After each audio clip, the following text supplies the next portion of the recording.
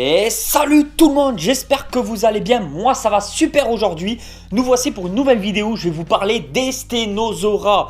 Je vais faire une préparation, je vais les nourrir en vidéo, mais aussi et surtout, je vais vous parler aussi de d'autres espèces de sténosaura que vous pouvez avoir en captivité. Je fais un petit rappel que moi je possède les sténosaura paliaris que j'ai acheté à la ferme tropicale il y a maintenant plusieurs années et actuellement on ne peut plus les avoir sans la possession du certificat de capacité et de l'AOE, donc l'autorisation d'ouverture d'établissement. Il en reste moins de 2000 il me semble en nature, c'est une espèce qui devient vraiment en voie de disparition, qui est protégée et qu'il ne faut surtout pas acquérir sans autorisation. Mais ne vous inquiétez pas, il y a d'autres espèces de sténosaura que vous pouvez avoir en captivité qui seraient même peut-être à la limite mieux. Comme par exemple les sténosaura kenkecarinata qui eux sont à peine un peu plus petits. Au lieu de faire dans les 60 cm adultes pour les mâles, il faut à peu près 45, il me semble, 50 cm maximum adultes. La particularité des kenkecarinata, eux, naissent verts et plus ils grandissent, plus la couleur s'estompe. Donc il y a vraiment ce qu'on peut appeler, oui, un changement ontogénique comme par exemple le Morelia viridis qui change littéralement de coloration en grandissant. Pour les sténosaura, pour cette sous-espèce là, c'est exactement la même chose. Ils sont petits, ils sont plutôt verts. Après, plus ils grandissent, plus le vert s'estompe pour donner vraiment une couleur grisâtre avec un petit peu de marron, un petit peu de blanc, un petit peu de noir, un petit peu de petites taches comme ça.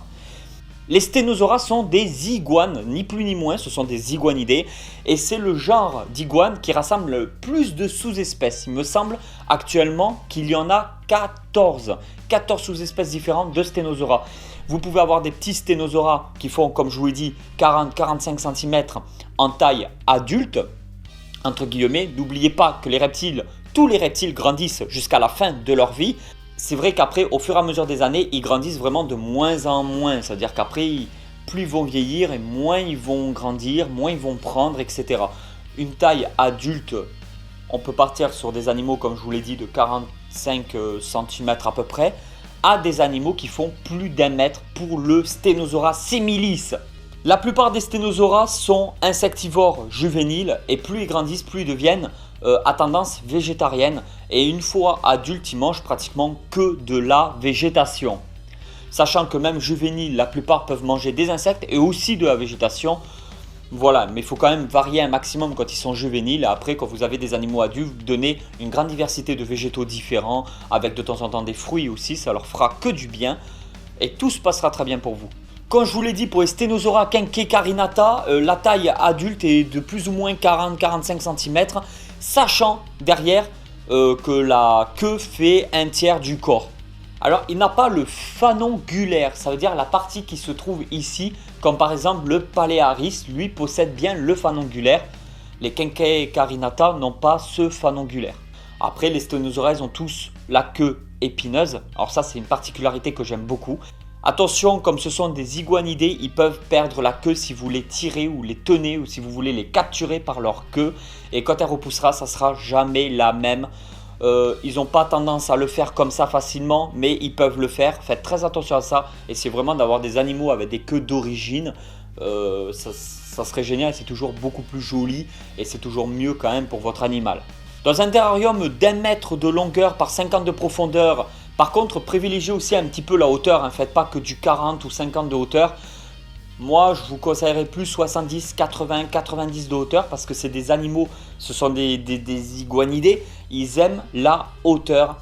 Et ce qui est génial, c'est qu'ils vont vite se retrouver dans des branches en hauteur avec une bonne lampe chauffante UVB en hauteur, ça claque grave. Ils vont kiffer, ils vont bien s'allonger pépère et ils vont faire bronzette toute la journée.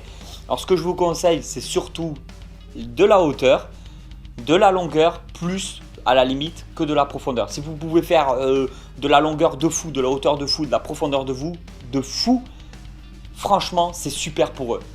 Ensuite là, dans un terrarium d'1 mètre par 50 par 80 de haut, vous pouvez mettre un couple, voire même un trio. Ça veut dire un mâle pour 1, 2, voire 3 femelles. Surtout une femelle ou deux, après grandissez le terrarium quand même. Surtout, évitez les mâles ensemble parce qu'alors là, c'est destructeur. Ça pense vraiment qu'à se fighter, rien d'autre. C'est vite la guéguerre. Je vous laisse de temps en temps dans cette vidéo des passages justement qui m'ont beaucoup plu sur différentes sous-espèces de Sténosaura. Je vous mettrai aussi le nom de la sous-espèce pour que vous puissiez vous référer et faire des recherches sur elle. Attention, les Sténosaura, il y en a certains qui sont classés protégés. Vous ne pouvez pas tous les avoir en captivité. C'est pour ça que je vous recommandais en priorité le Kenke carinata. Pour la préparation, je prends de la salade. Alors peu importe, enfin je prends toujours la même. Et je n'ai jamais eu de problème depuis des années. Elle est déjà lavée, prête à consommer. Cette salade-là, il n'y a rien de spécial. Faites très attention à la végétation parce que même en magasin, vous pouvez avoir des pesticides. J'ai un couple, je connais des connaissances, je connais un couple qui ont perdu de magnifiques lézards en leur donnant de la végétation qui contenait des traces de pesticides en magasin. Faites très attention à ça. De l'endive.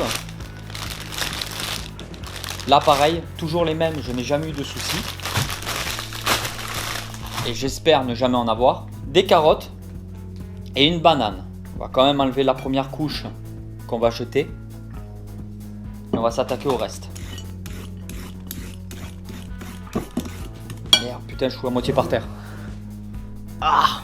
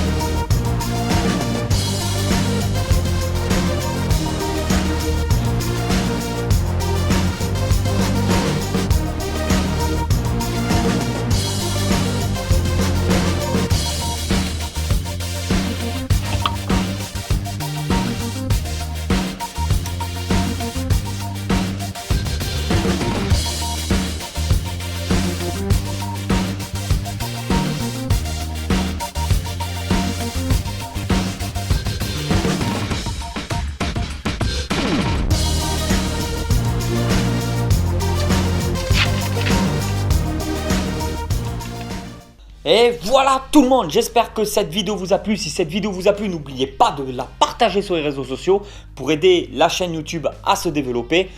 Je suis sur Facebook et je suis aussi sur Twitter. Et moi, je vous dis à très vite pour la suite de mes aventures sur la chaîne YouTube de Tonton Snake. Allez tout le monde, ciao ciao!